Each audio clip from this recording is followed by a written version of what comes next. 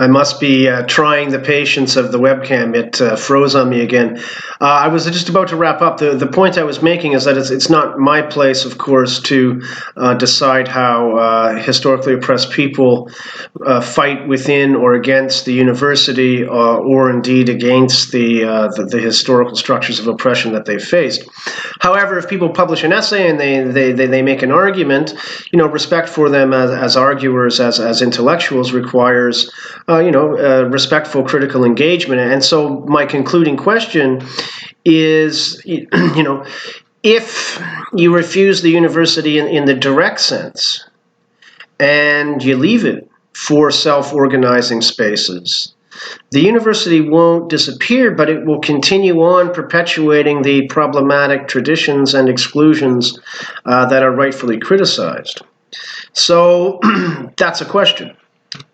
The ultimate conclusion that Grande reaches is perhaps not complete withdrawal, but withdrawal for the sake of people having their own conversations, which can then be brought to bear within the university in a critical way to promote the sorts of deeper transformations that Grande argues needs to happen.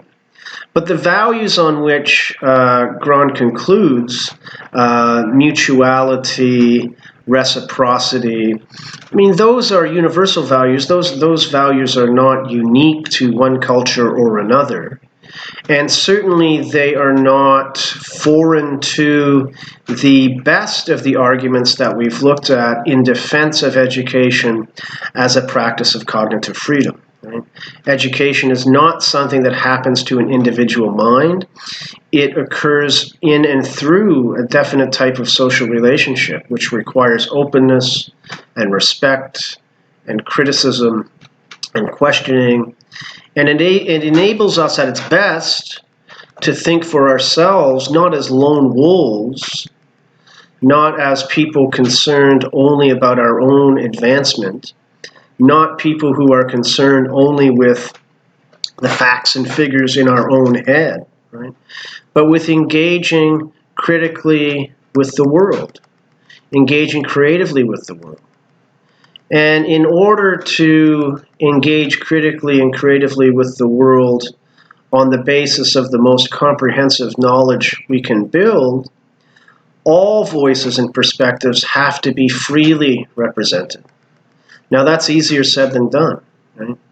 I think both essays with which we're concluding make clear the type of deep challenges and obstacles that type of transformation will require. But nevertheless, if the goal is worth it, then so is the effort.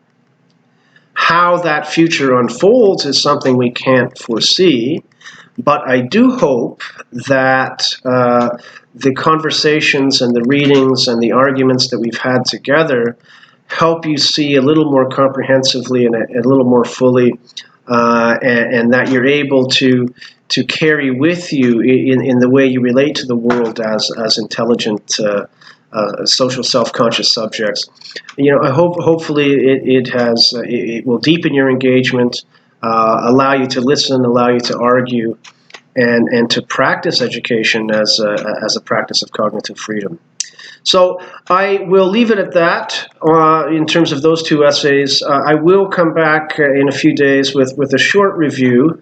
I don't want to substitute a review for all the hard work we've done, and I don't want to short-circuit your own thinking, but I will make a few summary comments, try to tie some, the two halves of the class together clearly, and talk again a little bit about education as a practice of cognitive freedom. So I will be back in video form one more time in the next couple of days. Bye.